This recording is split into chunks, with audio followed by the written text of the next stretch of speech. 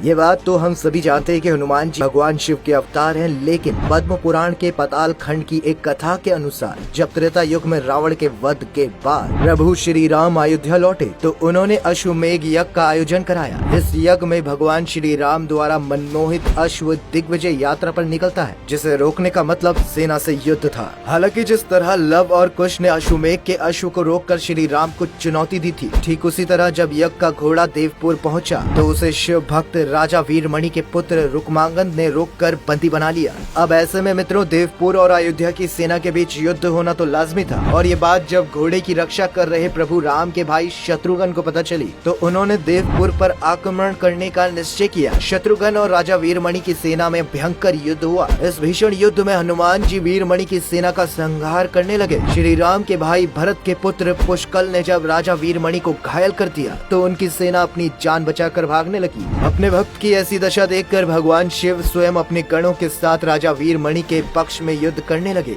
और देखते देखते उनके गणों ने सभी को छिन्न भिन्न कर दिया। जानकारी के लिए बता दें कि राजा वीरमणि भगवान शिव के बहुत बड़े भक्त थे, और उन्हें शिव जी ने वरदान दिया था कि जब भी उनकी सीमा पर संकट आएगा तो वो उनकी सहायता करेंगे। बस अपने इसी वचन को निभाने के लिए शिव जी हनुमान जी से भी लड़ बैठे। जहाँ एक तरफ वीरभद्र ने भरत के पुत्र पुष्कल का सिर काट दिया, तो वहीं भगवान शंकर ने इस युद्ध में शत्रुघ्न को अपनी त्रिशूल से घायल कर दिया। यह सब देखकर हनुमान जी आश्चर्यचकित रह गए और शत्रुघ्न को बचाने के लिए स्वयं ही भगवान शिव से लड़ने लगे, और दोनों के बीच प्रलयकारी युद्ध हुआ। क्योंकि हनुमान जी रुद्र अवतार थे और उन्हें देवी देवताओं से वरदान मिला था कि वो किसी भी अस्त्र शस्त्र से बंधे नहीं रह सकते, ना ही पराजित हो सकते हैं। इसी वजह से उनके पास भगवान शिव के द्वारा प्रयोग किए जा रहे सारे दिव्य अस्त्रों का तोड़ था। हनुमान जी के पराक्रम को देखकर शिव जी काफी प्रसन्न हुए और उनसे वरदान मांगने को कह दिया, जिस पर हनुमान जी ने भगवान शिव से कहा कि हे प्रभु, इस युद्ध में भरत के पुत्र पुष्कल मारे गए हैं और शत्रुघ्न भी बेहोश हो गए हैं। जब तक मैं द्रोणागिरी पर्वत से संजीवनी लेकर नहीं आता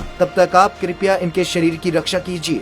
हनुमान जी की इस प्रार्थना को शिव जी ने स्वीकार कर लिया, और इधर हनुमान जी ने जैसे ही द्रोणागिरी पर्वत से लाई संजीवनी का लेप शत्रुघ्न और पुष्कल को लगाया, वो पुनर्जीवित हो गए। स्वस्थ होते ही शत्रुघ्न और शिव जी में पुनः युद्ध होने लगा, लेकिन शिव जी के अद्भुत शक्तियों के सामने शत्रुघ्न की एक भी न चली। तभी हनुमान जी ने शत्रुघ्न से श्री राम को याद करने के लिए कहा, और शत्रुघ्न ने कुछ ऐसा ही किया, जिसके बाद वहाँ भगवान राम प्रकट हो गए। भयानक होते जा रहे युद्ध को देखकर श्री राम जी ने हनुमान जी को समझाया कि आप किससे युद्ध कर रहे हैं, शिव ही राम है और राम ही शिव। प्रभु श्री राम के मुख से ये संवाद सुनकर स्वयं हनुमान जी को शिव में राम का रूप नजर आने लगा, और वो युद्ध रोककर उनके सामने नतमस्तक हो गए। वहीं शिव जी ने वीरमणि और आदि योद्धाओं को भी श्री राम के आगे नतमस्तक होने को कहा, जिसके बाद राजा वीरमणि ने अश्वमेघ का घोड़ा श्री राम को वापस लौटा दिया और अपना राज भी उन्हीं को सौंप दिया। कुछ इस तरह इस भयानक युद्ध का अंत हुआ। मित्रों, वैसे माना जाता है कि ये युद्ध श्री राम और भगवान शंकर की ही लीला थी, जहाँ पर भगवान शंकर हनुमान जी की परीक्षा ले रहे थे।